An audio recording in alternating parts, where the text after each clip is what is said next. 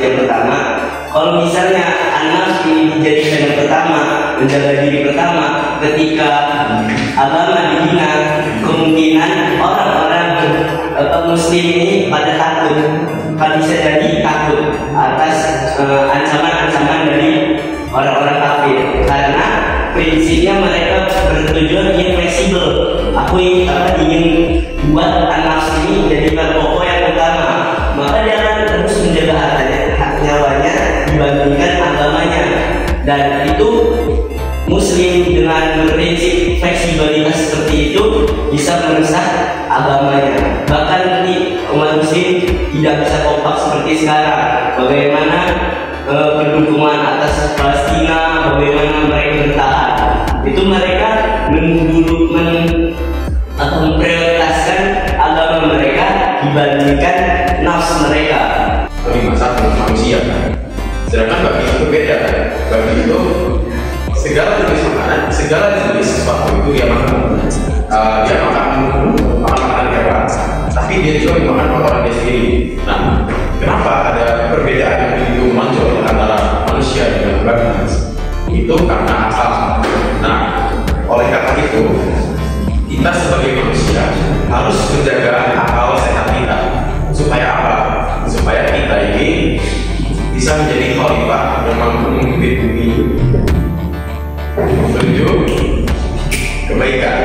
Allah Subhanahu wa Ta'ala, larangan-larangannya diantaranya adalah larangan untuk meminum khamar seperti yang disebutkan oleh Asal tadi, dan juga larangan melihat tayangan maksiat, karena dua perbuatan ini itu mampu merusak atau bahkan menurunkan atau merusak keadaan berpikir kita.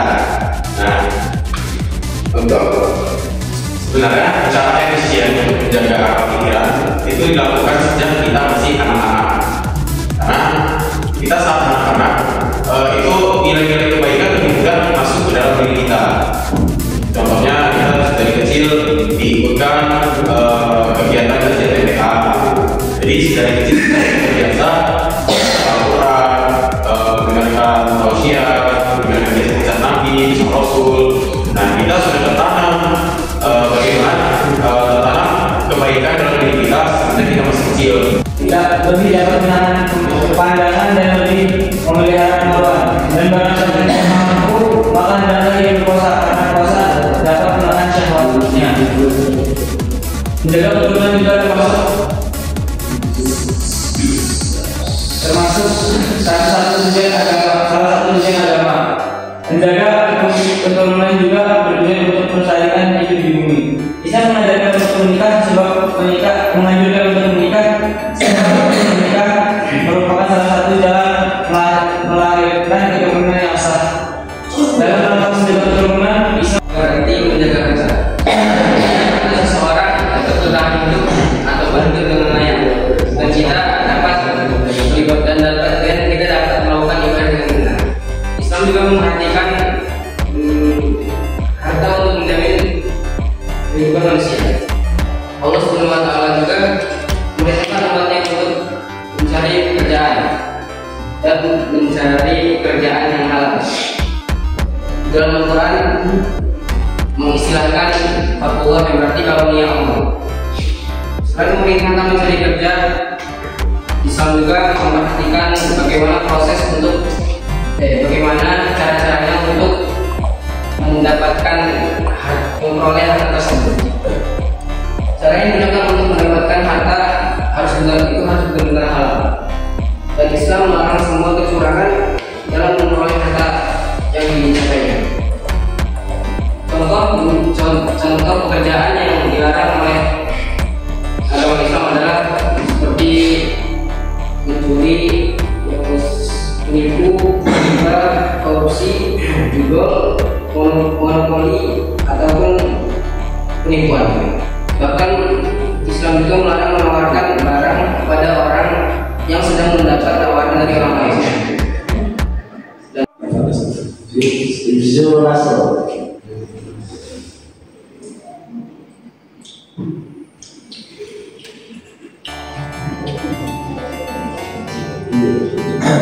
Tidak ada keturunan sering,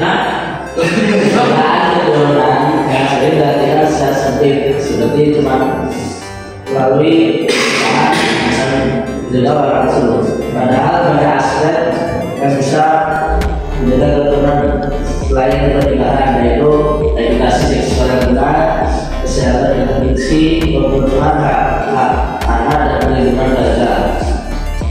Pernikahan juga berbentuk menjamin terjaganya keturunan jika tidak ada tanggung jawab dan pendidikan.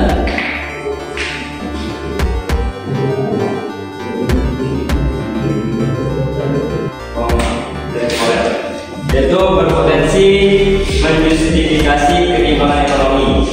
Jika menjaga harta dimaknai semata-mata sebagai melindungi hak kepemilikan tanpa mempertimbangkan distribusi kekayaan, maka orang kaya bisa terus mempertahankan hartanya tanpa kewajiban sosial.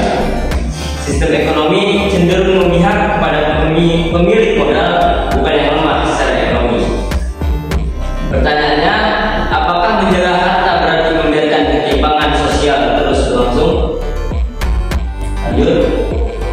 Dalam penekanan pada kepemilikan pribadi lebih dari kepentingan umum. Dalam praktiknya, hifdzul amal bisa dimaknai terlalu individualistik, sehingga kepentingan kolektif atau publik sering dikalahkan demi kepemilikan pribadi. Lanjut, tanah, sumber daya alam, dan ruang publik bisa dikuasai segelintir orang.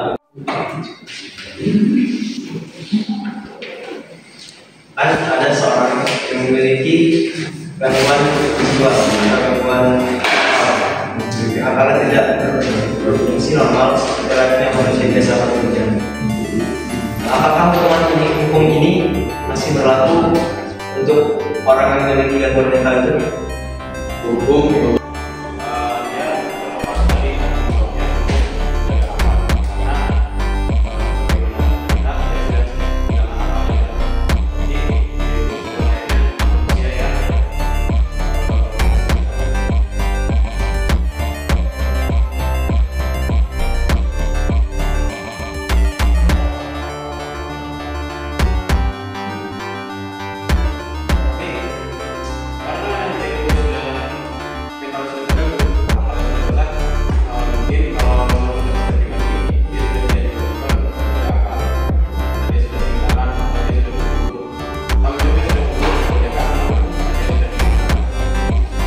menjaga kesehatan reproduksi atau kesehatan anak, maksudnya untuk mengurangi tingkat kematian seperti genocide tadi. Genocide kan itu maknanya bunuh untuk menghilangkan kejahatan besar.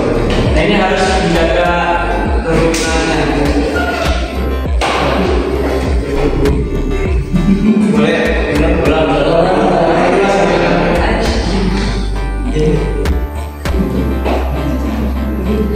Maksudnya tadi kesehatan reproduksi itu kan untuk menjamin kesehatan anak di masa depan.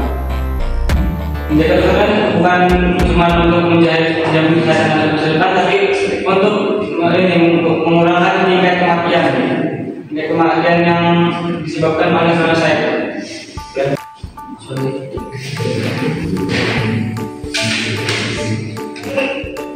Apakah menjaga harta berarti membiarkan ketimpangan sosial terus berlangsung?